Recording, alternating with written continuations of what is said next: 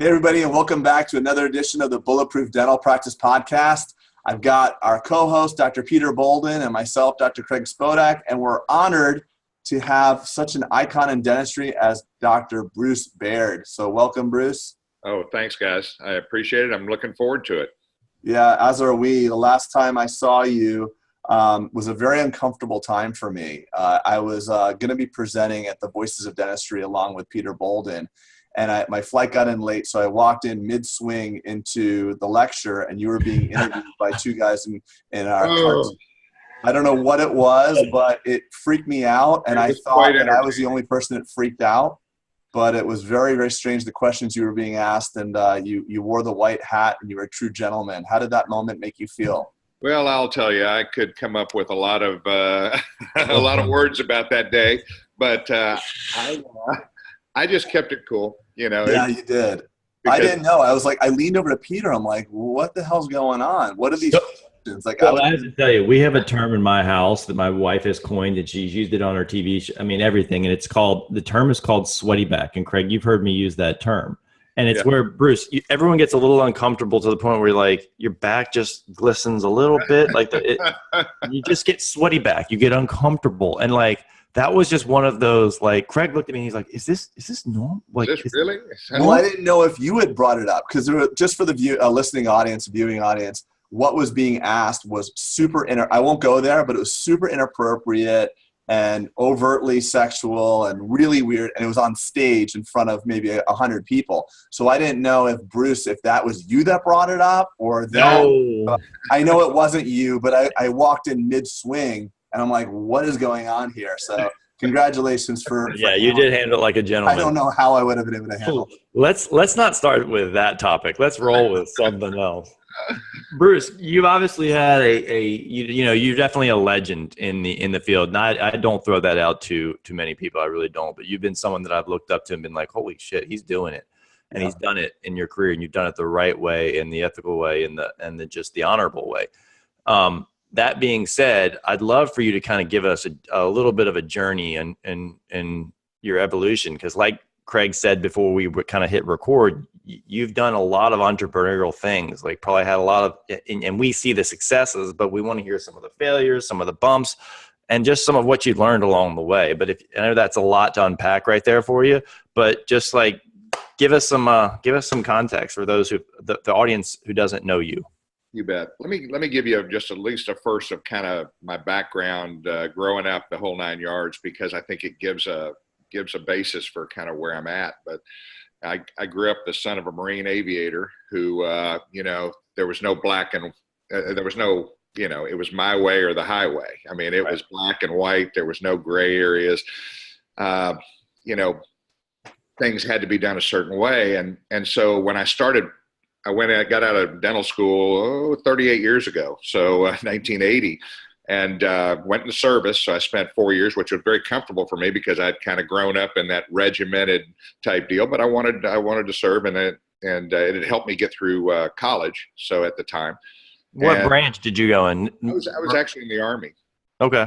And I was 3 months out of dental school, and I was in Korea, and I spent a year there and then came back, and I was in San Antonio. But I knew I wanted to be in private practice, but it fit well. I even stayed in the reserves for another 7 years after that. And it paid for your school, more than likely, right? It paid for my undergrad and a little bit of my dental school, but it would have been tough for me. I mean, I would have gone to college, but it would have been a little tougher for me to do. And so, you were a captain? You were in the officer program? I was. That's awesome. Well, Craig, I bet you don't know a little fact. I actually got an Air Force scholarship. I was commissioned in the Air Force. You didn't know that. I learned something new. Did you actually go into the Air Force? I was commissioned, yeah. But I actually decided that along the path it wasn't going to be a good fit, and they let me honorably discharge from it because I was like, this just isn't a fit. Anyway, that's so funny. I wanted to be in the Air Force too, by the way. As soon as I grew over 6'2", which happened to me at 14. I realized I couldn't fly fighter jets, so I gave up on that dream and became a private pilot. But my dad actually was a captain in the Army as well. He served during Vietnam. You understand, and so it's one of those things. When I opened up my private practice, I was the worst guy to work for in the world. I'm working with all these women, and it was my way or the highway. I joke, I'm in a small town in Granbury, Texas, 6,000 people. I've been here for 34 years, and And, you know, I joke that every person in Granbury at one point in time worked for me, you know, and so they would work for like a week and then they're like, I'm out of here. This guy's a total jerk. And, you know, it wasn't until, you know, and I know God has a sense of humor because he gave me 4 daughters. And I tell this story a lot because I had to learn to speak a different language. I literally, because I tell my girls, this is the way it's going to be. And I mean, I'm going to, you know, and they'd start crying. I go, baby doll, I didn't mean it like that. You know, what daddy meant was, and so I had to learn to speak a different language, and that really helped me. But one thing that my dad told me, and someone else had said the same thing to me, was if you're going to do something, be the best that you can possibly be at it, and be the best, and then teach others to do it. You know, in other words, and that's why I've always been in a private practice. I say private practice setting, but I've also it's always been a group. I've always had partners, associates, because I just like practicing that way. I like, you know, I guess the Army had kind of prepared me for that because there were a lot of other dentists and a lot of other people. So it helped me.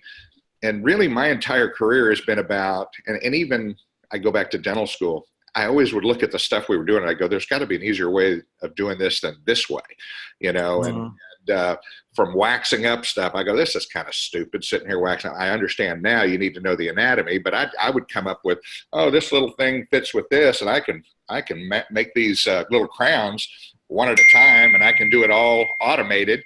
And so that's what I would do. I'd learned to automate. I learned how to solder. I learned how to do all those crazy things in dental school. But even in private practice, I thought, you know, there's got to be a better way to do collections. There's got to be a better way to do dentistry. There's, you know, and so that's really every entrepreneurial endeavor that I've had has been just trying to help other dentists, you know, do better, you know, and because there's so many guys that have struggled and that don't necessarily like it, don't like dentistry. And I love it. So, you know, that's my story. And I've been in private practice, like I say, 34 years, worked with, gosh, I've got so many friends all around the country that, you know, lecture and teach and all of that stuff, but I love dentistry. I love working on patients, and it's been. Yeah.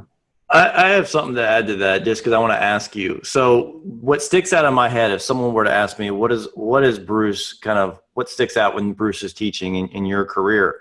Like, I remember being in an audience and you really were the first person that kind of exposed me to the efficiency or the profitability for a dentist per hour, and breaking it down in minute sections, as opposed to like, oh, here's what I did for the year or the month or the, you know, and you said break it down in hourly, and it really caused me to audit kind of my operations a lot. So, and kind of bring awareness to that. Do you think that military background was the genesis for that?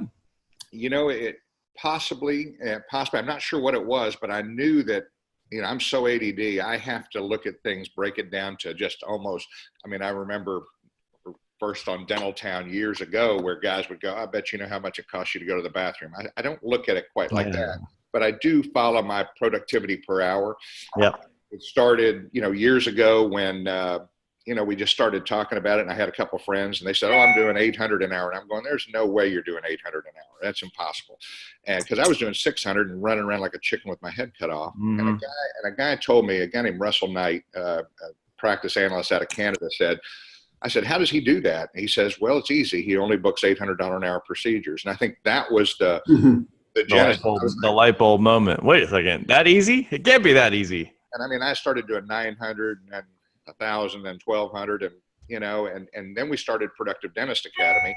And at that point it was kind of like, you know, I've grown every year since then. That's been 15 years. And how much can you do? I don't know, but it seems to be better service mix, better marketing, better, you know, so I get to do more dentistry. I get to help more people. And that's really been the kind of my focus is helping dentists become more productive. The interesting thing is it's not about speed.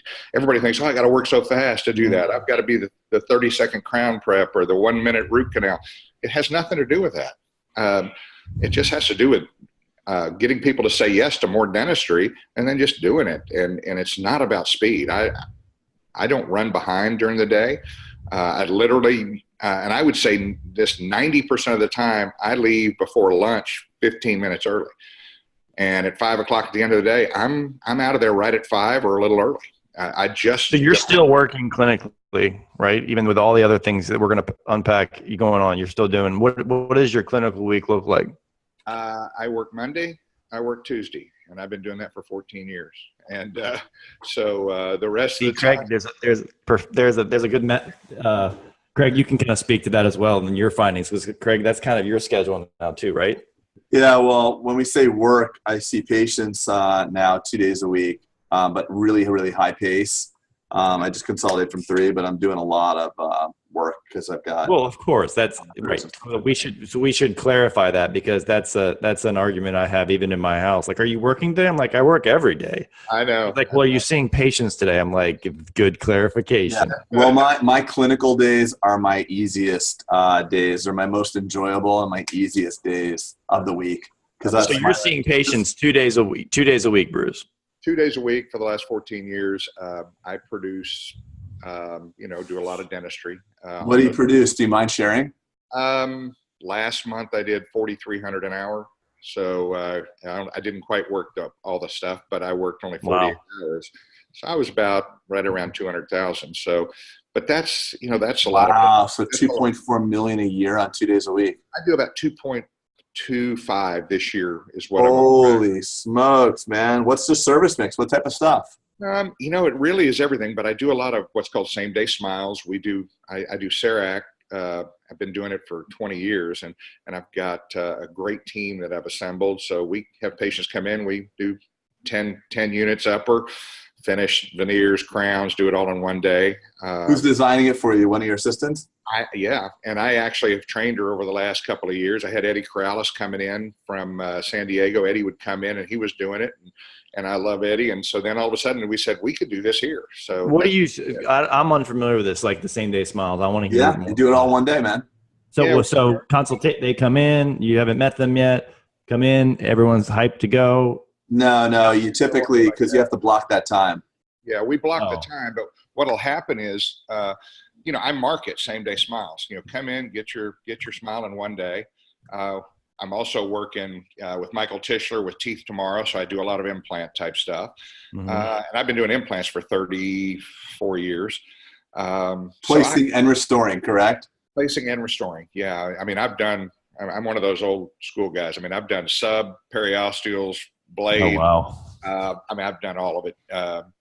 Today it's it's kind of a protocol. I do a lot of immediate placements. So I'm at a higher productivity per hour procedure. So it allows me to do that. And people say, how do you do it? I say, well, it takes a lot of schooling. It takes, you got to go do a lot of things. But once you can offer that, it allows you to become more productive. I've been able to enjoy my kids and my grandkids, 11 grandkids, a lot more than when I first started out. When I was early in practice, man, I was working, 90 hours a week, 100 hours a week, just trying to figure out how to run a dental business. And it was extremely frustrating and difficult. And do you think that that's necessary? And I know that's kind of here's where I'm going with this. Do you think that 90 hours was warranted back in those times? Oh, that's a great question. It probably wasn't, but I felt so out of whack with what I really needed to be doing. I mean, I thought I'm going to get out and be able to. I feel like it is. I feel like it is warranted to a certain degree. Yeah. And you're going to do it especially if you're going out in private practice and your nuts are right there to be chopped on, and you're ready to the bank's you got a big note, you got all that stuff.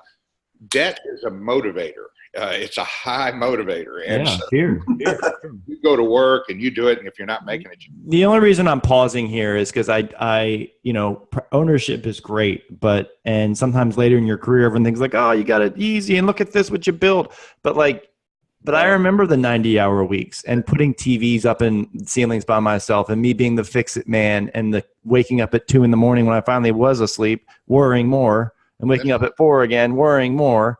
Right. And then getting up for the 6 o'clock patient, being the first one there, because, not trying to be the snow two ways, but I think it's nice to say, like, hey, if you're going to open up your practice, just be aware that you're probably going to have 80-hour weeks for X amount of time. You better believe it. If you don't, it's going to slow your trajectory, maybe, or maybe you're just that much better than Bruce Baird, Peter Boulden, Craig Spodak. I don't know, but I think it is kind of warranted. And that's what I wanted to say.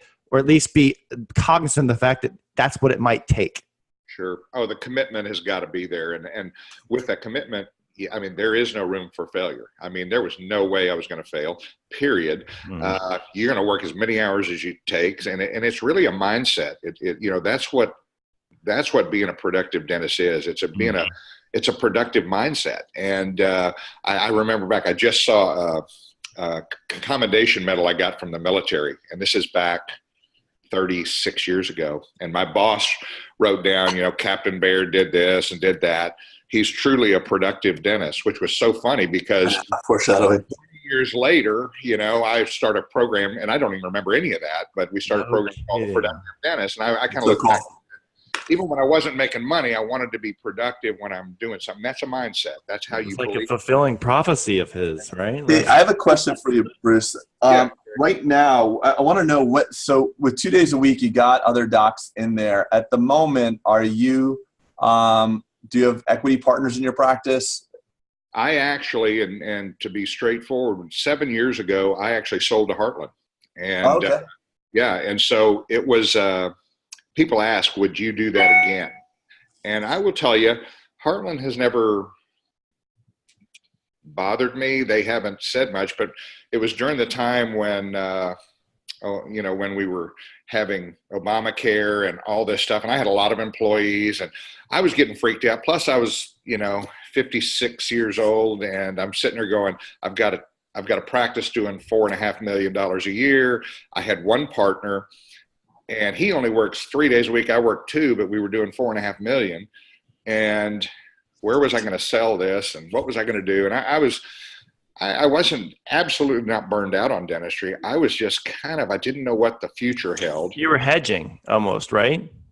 I was. And, so people ask me now, would you do it? Well, I would, over the last 7 years, I would have made an enormous amount of money, more than if I had sold. However, getting that lump sum of money allowed me to start another passion, which was compassionate finance. I love this. I want to pause this because let's unpack this. This is a great thing that's going on right now. And so you have some hindsight. So like the time, Craig always talks about the time value of the dollar. So you have perspective now. You've got a lump sum versus, but you would have had way higher cash flow if you had kept it in hindsight, right? Yes, no question. And so it's hard to say. Which would be, and I think that's the rub. Everyone's saying like, oh, we all know Heartland makes it very public that they pay 25%. They don't budge. So with the numbers that he's collecting, your rock star production is what offsets that, because there's probably at least 10% or maybe potentially more that was left on the table for those years of doing 2.4 million. So that's where it becomes the rub. But having said that, there's a lot of administrative times. I could see how the last 7 years you've had to put in less time organizationally to your practice, which allows you, right? That's exactly right. I mean, I was at that point to where my kids now were having kids and I'm sitting there going, I'm managing the place. And my partner had just bought in.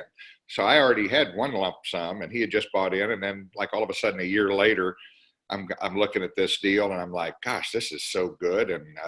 And Heartland came in, they built my facility, which my patients in town think I built it. And they bought the facility is incredible. Holy smokes.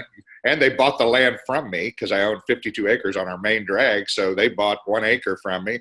So I was kind of like, gosh, this is like from a financial standpoint for me, it just put it over the top where I knew I wasn't going to have to worry. I had done well up to then. I'd invested in real estate and some other things. So I thought, you know what, just the stress of the day to day. Would I recommend that for the average dentist out there? That's up to them. And I actually have done a lot of, soul searching, because at Productive Dentist, we take dentists that were doing 800,000 and it's routine. All of a sudden they're doing 2.5 million. And they're wondering, well, what's or 3 or 3.5. Now they have 2 practices or 3. What's my exit strategy? And then I'm like, gosh, well, I'm not sure if it's just Heartland. What about other options? And so I went out and did research. Mark Cooper and I became friends, and this is all in the last 7 years. I pick up the phone. I call Mark Cooper up in Oregon, and I said, I don't know what you're doing, but I sure would like to come up and visit. So I came up there, spent several weeks, just, and his was more the doctor-led group practices and creating wealth. And there's probably the DEO organization. Yeah, the DEO, and it's a dentist-driven. It's not corporate. And, there's others like Pacific who you still own part of your practice. There's so many options out there. Or you can just, if you're not on the entrepreneurial side where you're developing other companies or stuff like that, hey, you're going to make more money if you're good at it. You're going to make more money in private practice owning your own practice. I mean, there's no question.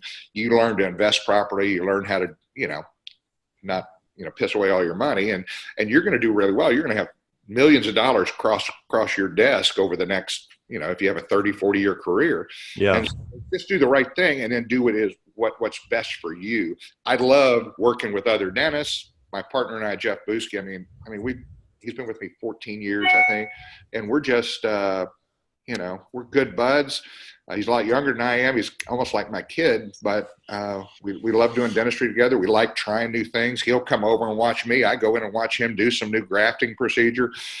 I still go to CE all the time, and so does he. So I'm still excited about dentistry. It was just the way that we did it was probably a little bit different. A Heartland or a Pacific or a whoever doesn't really know what to do with me, my type of practice, or yours possibly, but they don't know. They're used to bringing young guys out of school, put them in a de novo start, and this is how we do. This is how we market. This is the cookbook, right? Cookie cutter. Yeah, you don't fit the Chick-fil-A model, and no disrespect, because Chick-fil-A is an awesome company. But quick question for you: so the partner, your junior partner, bought in. What percentage did he buy in for? Like, was it like actually bought in 50% of the practice? Okay, so that was right before Heartland. Yeah, about a year. I think it was a year and a half, maybe before that. Got it. And then for him, he made a nice little return on his bank investment, basically overnight kind of thing. Yeah. Yeah. So the valuation you gave him was less than the valuation Heartland gave you guys, correct? Yeah. So that's good for him. That's awesome. Oh, yeah. But I want, Bruce, I could literally keep you here for a long time. But I want to, because I'm so enthralled, because you just talked about so much right there in terms of the entrepreneurial thing, and you're saying like, hey, it's almost a double-edged sword. If you're entrepreneurial and want to grow your practice, but then you could actually sell your practice and look at like other shiny objects like compassionate finance, and then really seek your fulfillment, because maybe dentistry was your fulfillment. Like, I'm not saying you personally, I'm just saying for a dentist, it's okay to say, hey, dentistry was awesome. I had a great time doing it. But like, life is, you get one ticket and I want to go do this company now. And that's okay, I think, too. And I think it's just so refreshing to hear someone say, I'm glad the actions I did because it led me to this. Yeah. Right. And in hindsight, I never look back and think, oh, I wish I would have done this. I wish I would have done that. I mean, I did it. And then you go forward and you do what you're doing next. And having compassionate finance, we've helped, 100,000 plus patients be able to get the dentistry they need. With Productive Dentist Academy, we've helped thousands of dentists produce more dentistry, have the option of more time, which time you don't get to, the older you get, the more you want time, the less you want money. Money, right. And so, and we help guys at all different stages of their career to increase productivity. It's not unusual to have a guy producing 1,000 an hour. Well, if you're working 1,600 hours a year, that's $1.6 million that you're producing by yourself, not counting hygiene, not counting anything else. You can do a lot of things with that money. You could become entrepreneurial and invest in real estate or invest in other things. Or you could be entrepreneurial and form a company. Yeah, there's a side hustle that you can even do from that. I mean, you're right. When you have capital at your disposal that you can launch and deploy towards your ideas, it's fun. It is fun. And I want to talk about one thing that you mentioned, if you own your own practice, you're going to make more money. And you talk about the last 7 years and that there was some money left on the table, obviously with the Heartland transition. But what we're not really spending a lot of time on, and I want to just point out, is that if you do your dentistry, you get in and get out, and you're an associate or maybe a partner, there is a law. There's a law of diminishing returns that the ownership of that practice or the sole ownership of that practice may give you an incremental benefit, but will suck a shit ton of time out of you.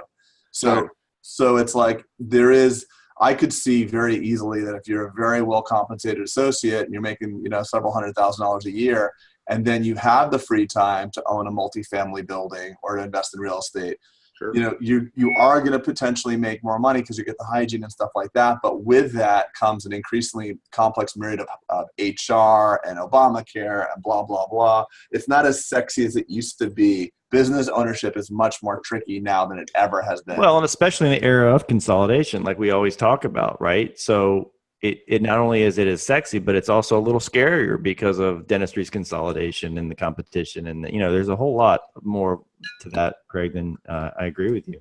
Yeah, and I do want to spend sorry, Bruce. It has changed. I mean, things have changed, quite a bit.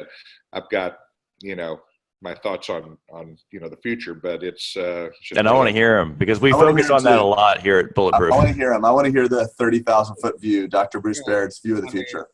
My 30,000 foot view is there's going to be group practices. There is consolidation. We realize that there's economies of scale, but if you look at the future and you look at insurance driving more and more of what's going on, I think it opens up massive opportunities for an entrepreneurial dentist who knows how to market. I'll tell you a story. And there was a guy in Jacksonville, Florida, this is several years ago, who said, it's about the PPO model and all of that stuff. And that's fine. I don't care if you do PPOs. I don't care what you do. Ho-ho-hos, it don't matter. But they, and he had told me, and he had written books on how to maximize your profits on PPOs and how to become a PPO, whatever. And I asked him, I said, and he was in Jacksonville, Florida. And I said, do you ever, have you ever tried marketing? He goes, oh, we've done it all. We've marketed Southern Georgia here. We've marketed a whole area. There are no fee-for-service patients. I was like, wow, okay. Then the next seminar I did, we had a young girl, 3 years out of dental school from Jacksonville, Florida, 100% fee-for-service, was killing it. Mm-hmm. So your perception is your reality. I mean, there's no question. If you perceive it to be a certain way, it's your reality. And you can't break out of that. So I have always tried not to, I always try to look at my reality in a real way and say, no, I don't believe that. Or no, I don't. If somebody says something from the podium, I go, okay, why is that? And then, what you guys do, the same thing, questioning, finding out what it is. So my thought process is, if you look at the future, there are going to be some dentist-owned and dentist-led mega practices that have consolidated, brought in endo, brought in whatever it is they're doing. Those will be highly successful, and they'll still be the successful. I use the word entrepreneurial, but it's different now. But the entrepreneurial single practitioner, maybe two guys working together who create a brand and create a belief system that they're the best place to go. And it will be able to be done. I don't care how long we go. I don't care if it's 100 years from now. I think there'll still be those people that everybody will want to go to in their town. And that's just my assessment looking back over almost 40 years. It's changing, but I don't think we're going to be at a CVS. I don't think we're going to be at I don't think we're going to be a Walgreens. And there might be, Bruce, I always kind of talk to people, there might be, but there's going to be room at the top and at the bottom of that, right? There's, exactly. and people, people are going to value, they're going to value. I mean, they're going to find value, just like the dentist you spoke of in Jacksonville. Like, she was able to thrive and flourish in an environment that was already been told to you that, I can't do it. You can't do it in this area, right? So there's going to be room for, as long as you are consciously and obsessed with bringing value and patient experience and clinical excellence, like, you're going to win. Like, I don't care who you put up next door. If it's Heartland, if it's Pacific, if it's whatever it is, you're going to win if you're obsessed and committed to that process. Right. And Heartland's a great company. I mean, they take great care. Yeah, I'm not knocking any company. I'm just saying, I'm giving a corporate example. Sorry to interrupt, but I want to there's room for everybody. There really is. I mean, right. whatever it is you want to do, that's really up to you. And if you want to be successful, you can be successful doing, doggone it, you can do just about anything. So, You know, Yeah, Bruce, I bring up that, sorry, Craig, I bring up that corporate example just because it's a pervasive fear going on in the industry. Like, oh my gosh, corporate takeover, corporate, you hear that coined, right? And so that's right. why I was using that as an illustration. That's it. Craig, what were you saying? hey Bruce, you know, you're what Peter and I refer to as a super generalist, general dentist with an extremely wide scope that refers very little out. What is your thoughts about, you know, since you've been in dentistry longer than Pete and I, I've been in 20 years, Pete's been in 15 years, right? 18. Yeah, 18 years. So what are your thoughts about the role of specialty in the future? Do you see more general dentists learning wider scopes? Do you see people sticking in silos, or do you see that crumbling apart? What's your thought? You know, it's a great question. I really haven't thought much about specialists and their, you know, their realm of what they're doing. I know that I do an enormous amount of just what you said. I do everything. I don't, you know, whether it's wisdom teeth, whatever it is, I'm doing it. So I'm very much, you know, yeah, there'll always be specialists. I think that they're going to be struggling. You know, when you have GPs doing, you know, periolase surgery, Lanap surgery, and I can do it. I mean, I don't need to have gone to school for, you know, And now with like guided implant surgeries, Bruce, I'm saying that Craig and I talk about technology being a little bit of disruption into allowing the super GP or the person who really wants to do it, technology being the equalizer. Absolutely correct. I mean, there is no doubt about it. I mean, with guided implant surgery, and I do a lot of implants, I very rarely use a guide. The reason I don't is because I've just been doing it for so long. You know, I know where to put the implants. I know. But for somebody starting out, I mean, you can print your own guides. You can do it all on a CT.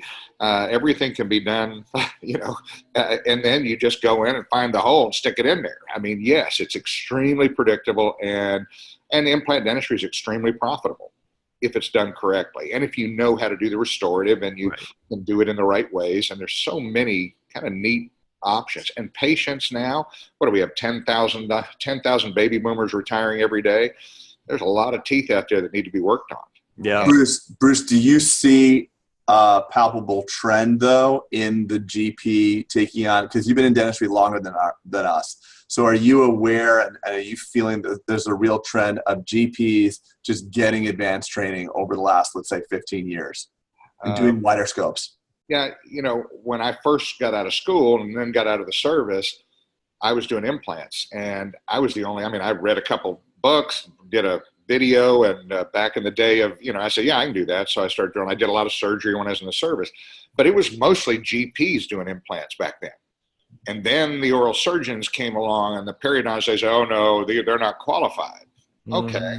I was still doing them, you know, and patients were looking now, instead of the difficulty in going to a surgeon and getting the fees, and then going to the GP and getting the fees and trying to make a decision. And so I used to write, I mean, I did a lot of table clinics and stuff to oral surgeons. I was at the AOMS meeting, the AAP meeting, teaching oral surgeons and periodontists how to communicate with a GP, because they didn't have a clue. And I was killing it, you know, and I was working with 23 different offices. They were sending me implants. Wow. So if I look now in the middle road there, then it became where general dentists didn't do it because they believed that they couldn't, because these specialists, if I did one, then the specialist was going to turn me in or whatever. And nowadays, they're all going back. Things are just turning completely around because of technology. When did you see that? Sorry, Bruce. When did you see? So let's get some years. So you come out of school, you're kind of way advanced. You're doing implants. No one's doing it. Then the oral surgeons like, you guys are not qualified. Would you say that's the 90s? The 90s. You're not qualified. It needs to go into 2005. I mean, I went through Mish's program back in the 80s, Carl's program, and Carl kept hammering, and GPs, a lot of GPs and oral surgeons and periodontists were going to the programs. So, but a lot more GPs, and so that stayed pretty consistent. But the number of GPs, percentage-wise, 6-7% of the GPs were placing implants. Today, that's rising drastically. And I would say mid-2000, maybe 2005 is when I started really feeling it, because I wrote a book in 91. It was called Implant Dentistry, Simplified, Predictable, and Profitable. wow. I figured, you know, it would be, because a lot of dentists were losing money doing implants in big cases. And I was like, you know, there's really no reason, but you have to standardize what you do. It has to be repetitive, it has to be productive, and it has to be profitable. And so through that, I gained some insight into the GPs out there that were doing it. And I was also, like I say, working with oral surgeons, working with periodontists. But now I see a lot more pressure on the periodontists and oral surgeons because they all want to do that because it's high production. You place 4 implants, $2,000 a piece, $8,000 in an hour. That's kind of fun. I like that. And they like it. As the GPs begin to do more of those, they're not going to refer them out. And so it's a point of diminishing returns for those guys, and they'll find something else, and that's fine. But if I was getting out of school right now, I'd do just what I did. Yeah.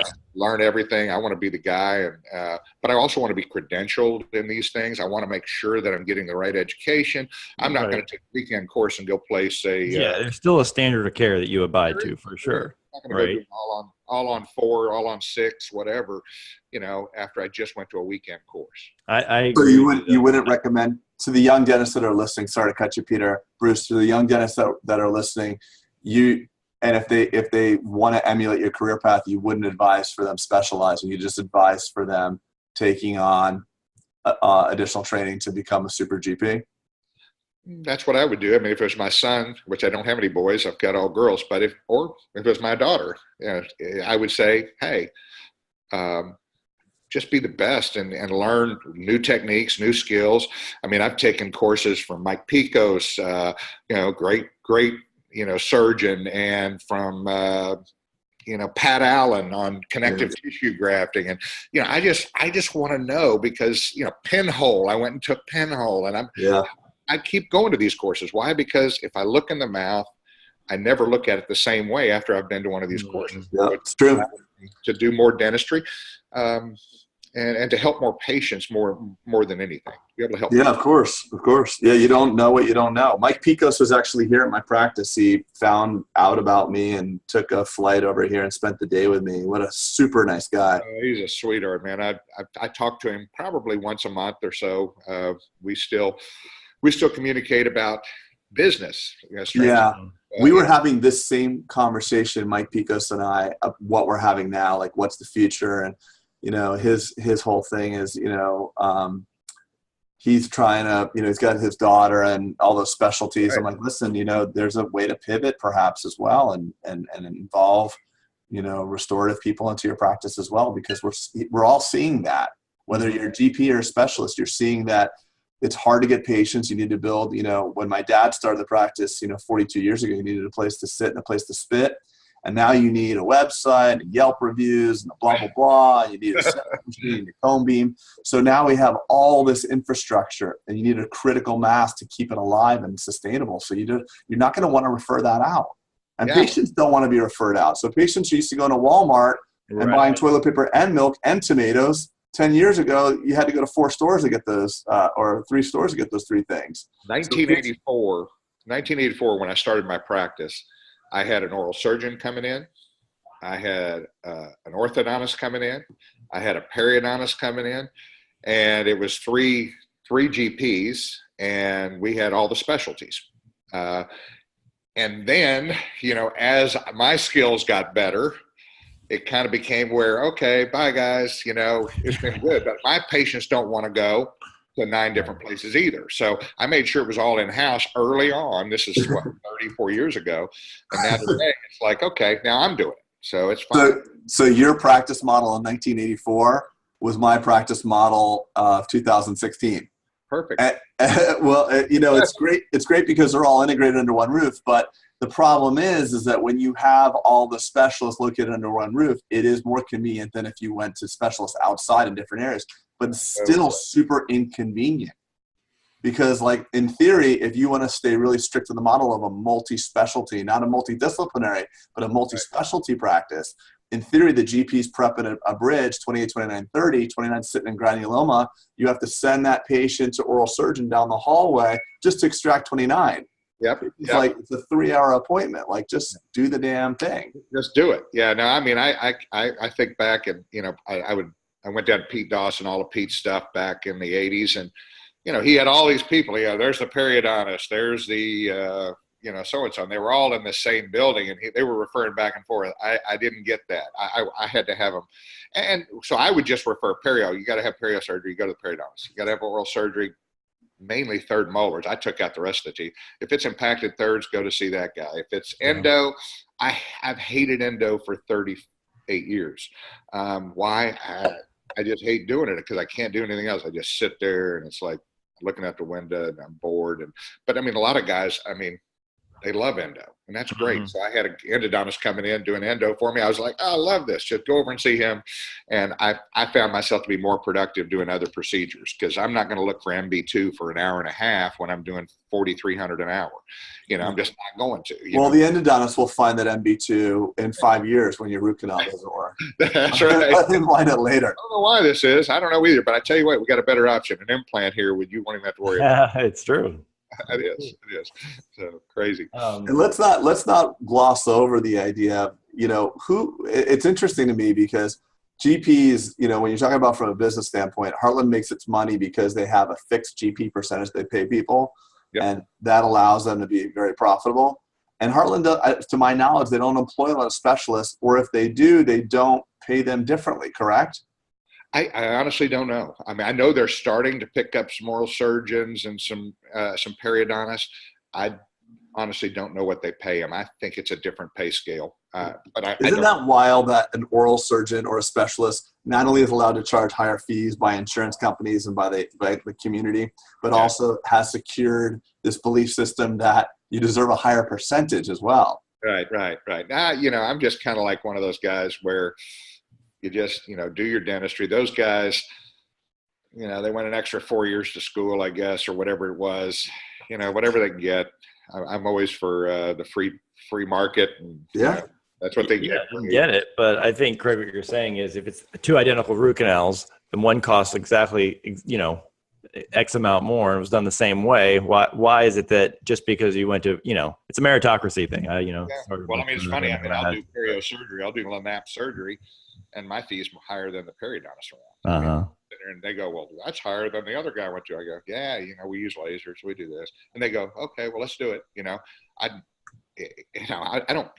don't look at it that way. Insurance companies, to me, boy, the sooner we get direct pay, the better off we're going to be. The sooner we get away from insurance companies, we will find amazing opportunity.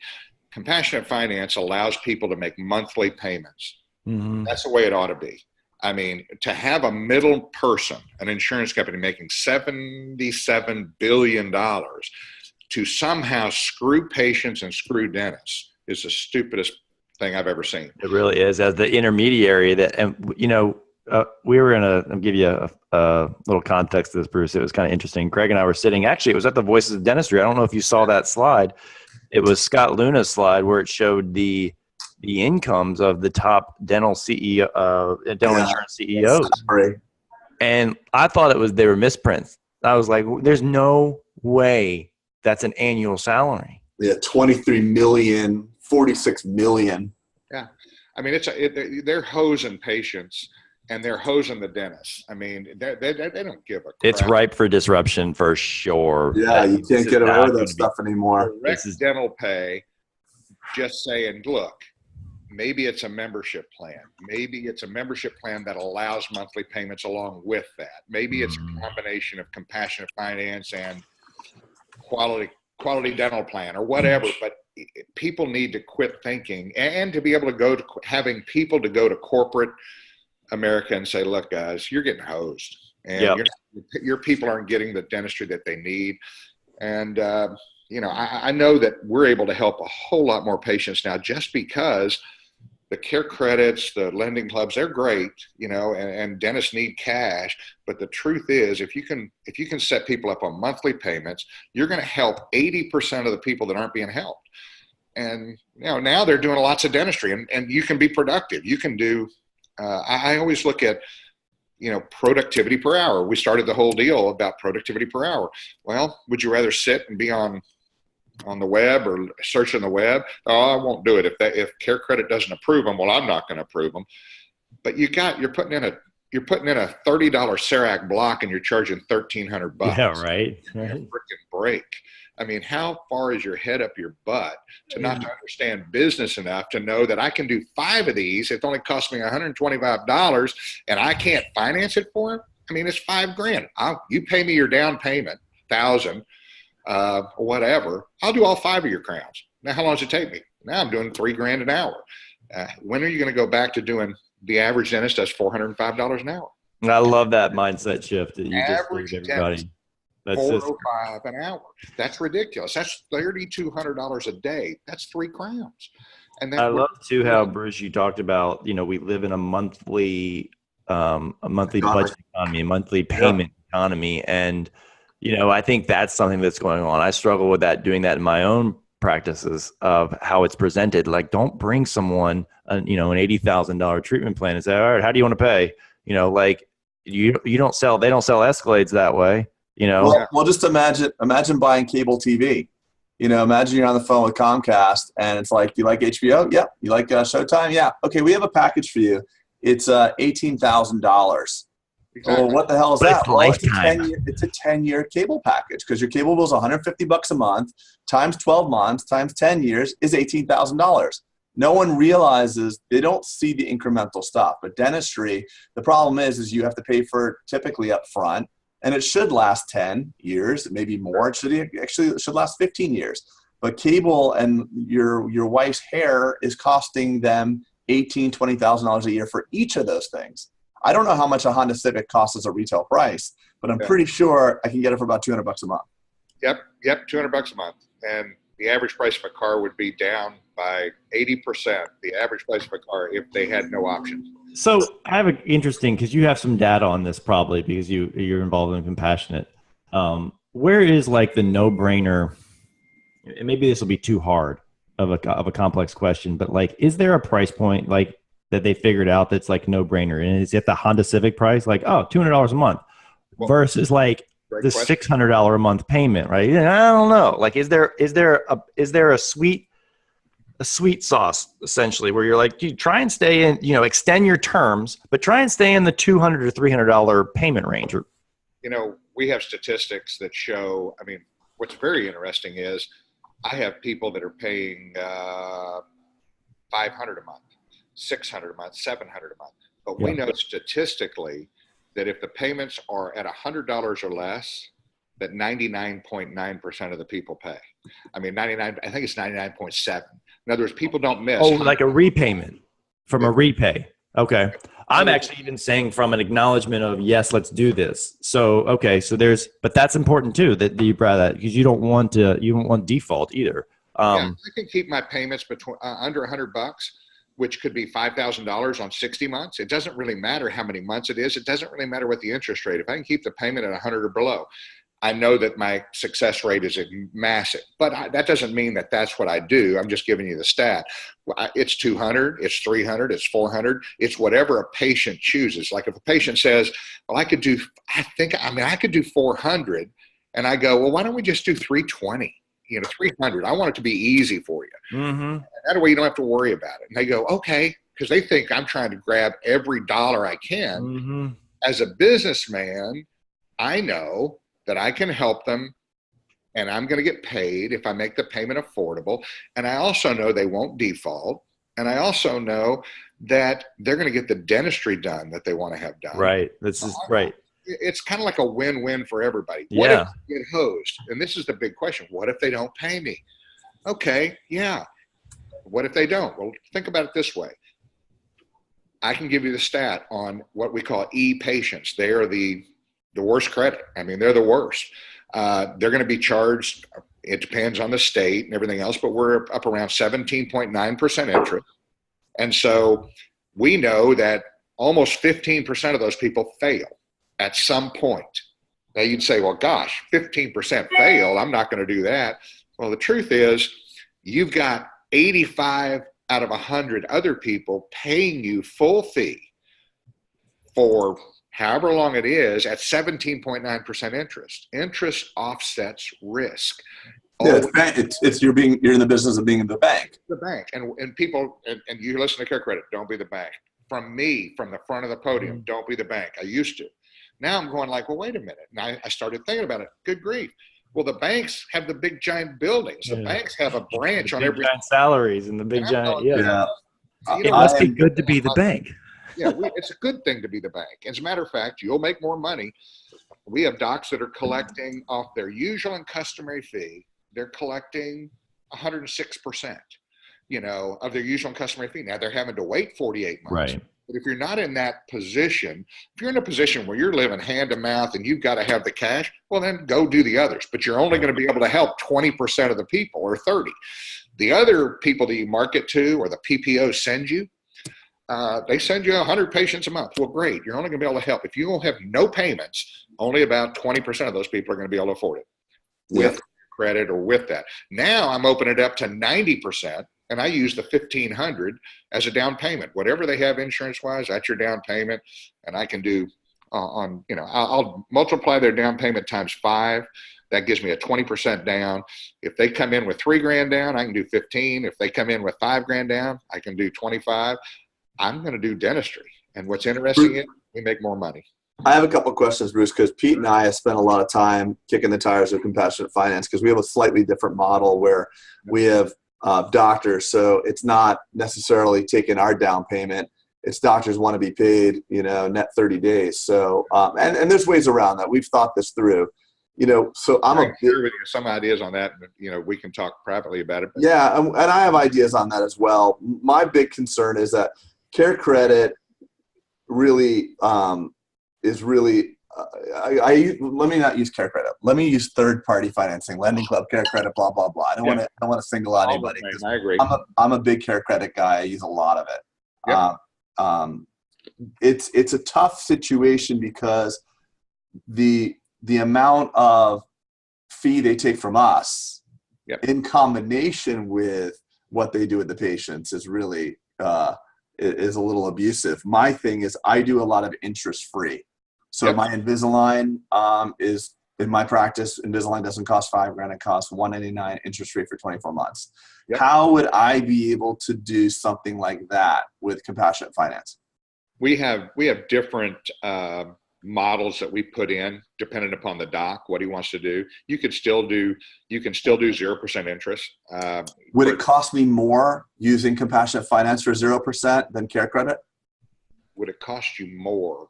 In other words, you're taking a 10%. Well, 85% of all notes that third party does are all interest free, which means that's not really financing. That's not 48 months or 36 months. So we're talking about kind of two different animals. But when you start talking about, we can put together a product that says in your office, Craig, you have ortho that is interest free for 24 months. Now you're waiting for the payments. What would be your collections? Well, if you did all E's, let's just say you did all E's, well, you're going to probably be below what care credit would pay you. And you'd have to wait for it. Yeah, that's high value money. If you did all A's and B's, you would be way over. I mean, you would probably save 5% or 6%. You'd get an extra 6% on that money. My way of looking at it is, however many people, if you're in your practice and you're getting 90% of your ortho approved, if you have 10 patients come in and 9 of them get approved, then you're doing fine. You do not need compassionate finance for that. But if you're having 10 patients come in and you're getting 3 approved for financing 24 months interest free, and you're letting 7 leave or not have the dentistry, then you're losing big time. Then you're really losing, because it wouldn't matter if you were getting 80 cents on the dollar at that point and they were all E's. Is there a truth in lending disclosure that you guys give patients to show their true cost of money and stuff like that? Yeah, it's all done. This is an installment agreement. Hang on, let me holler at my guy out here. Your lawn guy. He's going to crushing him. He's digging deep. Did you do it in Texan or did you do it more civilly? I tried to whistle at him, but he's got headphones on. He's out there blowing grass. We don't care. Yeah, he's been working with me for the last 15 years. He's a good buddy. What was the question? Truth in lending agreement. It's all done. It's an installment agreement. We don't. Well, it has to be compliant too in lending, Craig. So of course that's going to have to be the case. Yeah, it's all. You're not lending money, and that's a whole different animal. You're lending a service, and that's very, very different. Interesting. If we would have fallen under the Dodd-Frank legislation with what we're doing, this company probably wouldn't have been able to be here. But today, good grief, we're working with, there's a lot of exciting things that are going to be happening probably the next 6 to 9 months, and so, maybe I can come back on and share with you some of that when the time comes, because there's a lot of things changing. It's going to be better for dentistry, better for everybody. That's awesome. Yeah, we're excited.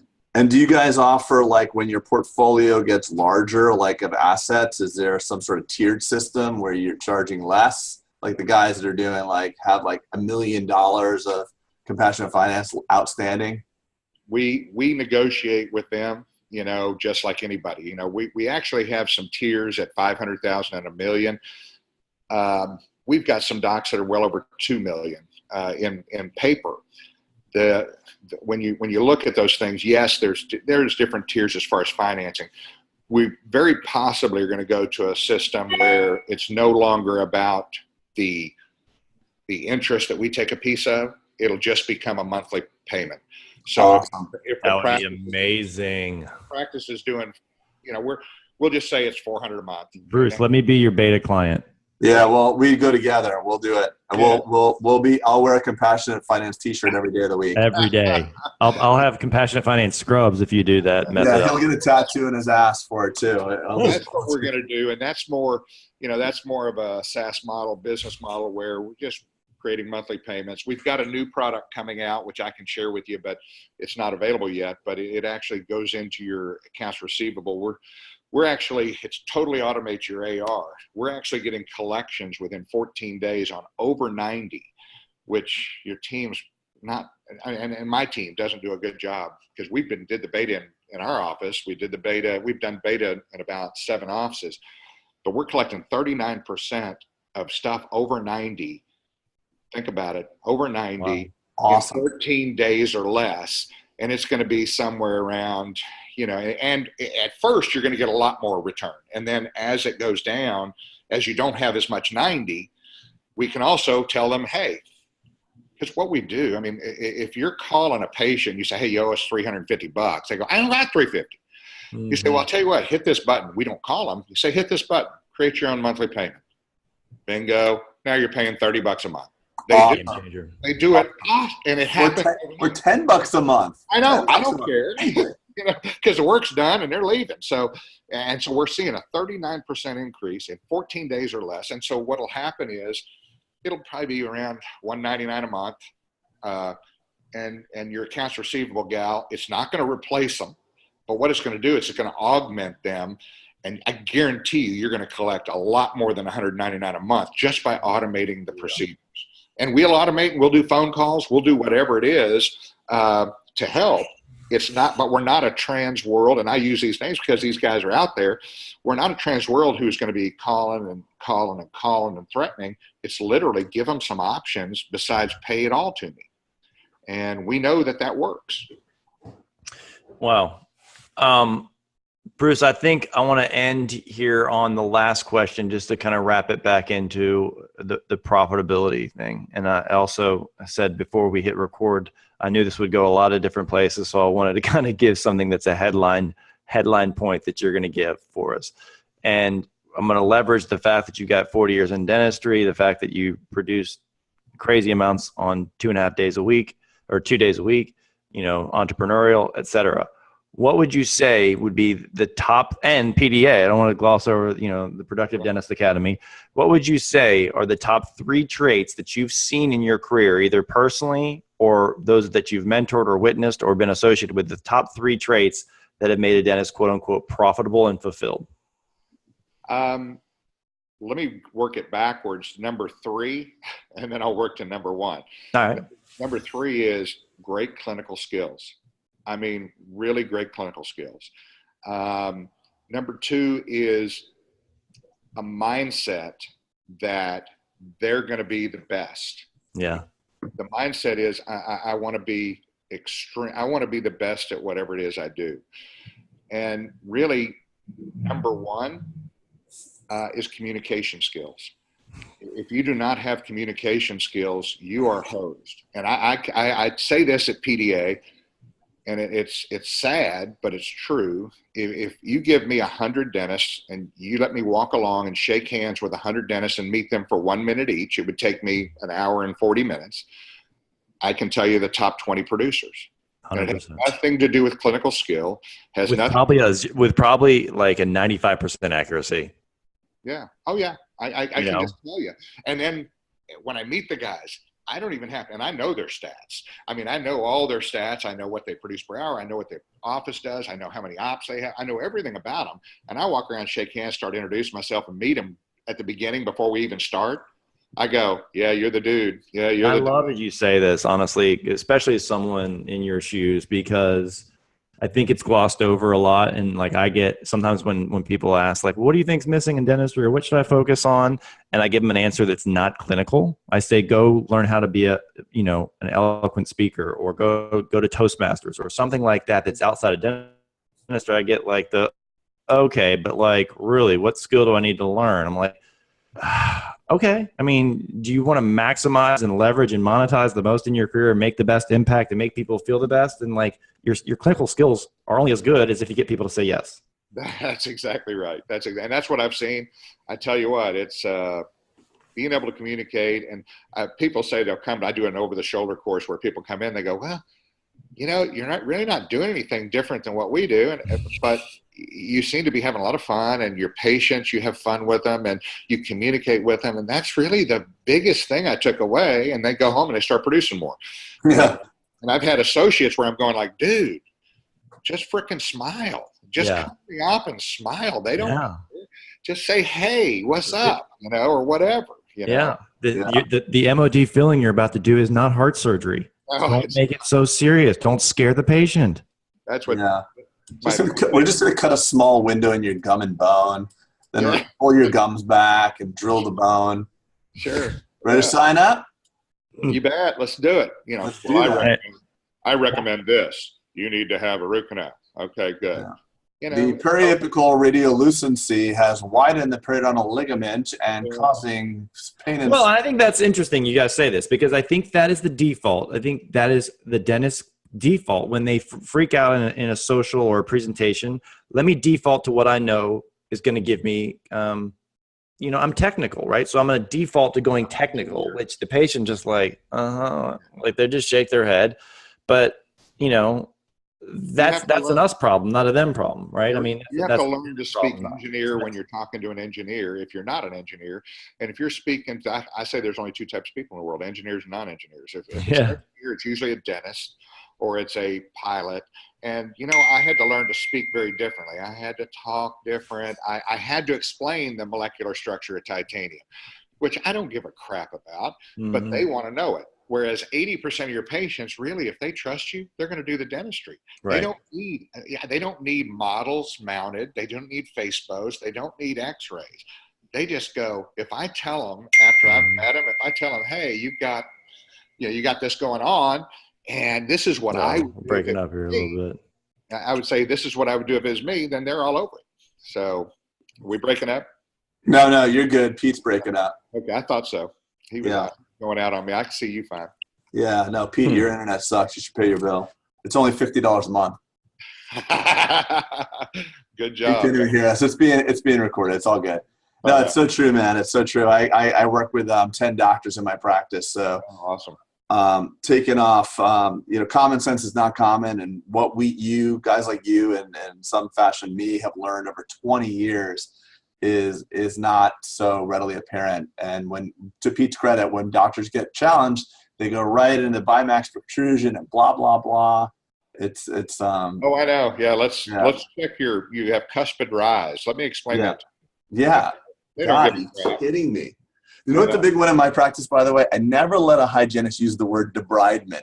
Oh, yeah. So what happens is they're not allowed to use that word because debridement. The word debridement or gross debridement is the precursor for a very upset 20-minute patient conversation where they come in, they want their cleaning that was described on their insurance plan or their new patient special. So if you have a new patient's metal, $200 a month for FMX and your cleaning, and they come in and they haven't been to the dentist in 9 years, and you start telling them they're going to do debridement. Yes. Oh, yeah. When you could just simply simply say, you haven't had a cleaning in 9 years. You're supposed to have 2 or 3 a year. You've probably missed like 18 to 26 cleanings. We don't want to do that to you right now in this hour. But what we will do for you is take off all the stuff above your gum line. So you're going to walk out, your teeth are going to look whiter, everything will be great. However, don't be thinking that we completely clean your teeth, because there's a whole mess of stuff below your gum line. But I want to make good use. We only have 40 more minutes of your time. Let's get all the stuff off above the gum line. I'm going to write that script down and deploy it. That's perfect. Or one other thing you can say about the below the gum, you just say, and the below the gum stuff, we really do need to pay attention to that, because we got to get it. That's gonna cause you a heart attack or a stroke. Right. Yeah. And, but we don't have time to do it right now. We'll go into that next time. You have 40 more minutes. I'll get your teeth spotless. You'll walk out of here spotless, but there's a whole mess of stuff below the gum line that will potentially kill you. Yeah, that's right. Oh my God. But I do it every day. I do it every day. And then it's just you can't get your prophy, it's a debridement, it's a gingival this, and then patients like, they won't give me my cleaning. I just wanted to cleaning. That's what they told me at HR. Yeah. I just want to get my cleaning, right? Yeah. Where do I? Bruce, that was awesome, man. I learned a lot. I enjoyed it. I've been looking forward to getting on with you. And man, that was just awesome. So thank you for your time. I know you're at home today, and I hope you have an awesome day off. Craig, what are you doing? I'm actually at work. Got a really busy day. I know. I was trying to do a slight taunt that. Oh, okay. You see, this is my. Yeah, big day. Fun stuff. I know. We're hopeful to get some rain today. We haven't had rain in a while, so I'm just going to sit and listen to the rain and nice work on the computer all day, probably. So, nice. Thanks, guys. Yeah, but anything else in closing, awesome, Craig? man. Anything Thank you else? so much, man. We'll put some of this stuff that if anyone's interested, Bruce, in our show notes about the compassionate finance, obviously the PDA. Is there a code or anything you want to give to some of our listeners for those of us who might be interested in the academy? Is there an offer? I don't guess I have a code, but all you have to do is call and talk to Chris Moriarty at PDA, or Chris Moriarty at PDA, or Chris at Compassionate Finance. I have two Chris's. And so I'll say I want to talk to Chris, and he'll work it with you. Nice. Who's the tall guy that's like who's the tall guy that's your son-in-law for Compassion? Charlie Brown. Charlie Brown, of course. Charlie. Yeah, we met Charlie at Sirona World. I've been making Charlie work. I've been kicking tires with Compassionate Finance for 3 years. Yeah, no, Charlie. What's interesting is he was our only sales guy. He was my first employee, and he's such a sharp dude. But such a sharp dude. Yeah, the thing that's so great about Charlie is now he's our engineer for software development, and he's not even doing sales, although he does. But now we're developing additional products. We'll have probably in the next 12 to 18 months, we'll probably have 5 more new products that we can add, not just compassionate finance, but where we can go into your treatment pending, where we can, there's a lot of things that we can help you with. So it's going to be pretty exciting. But yeah, Charlie's still around. In fact, ask for Charlie if you want to. That'd be fine. There you go.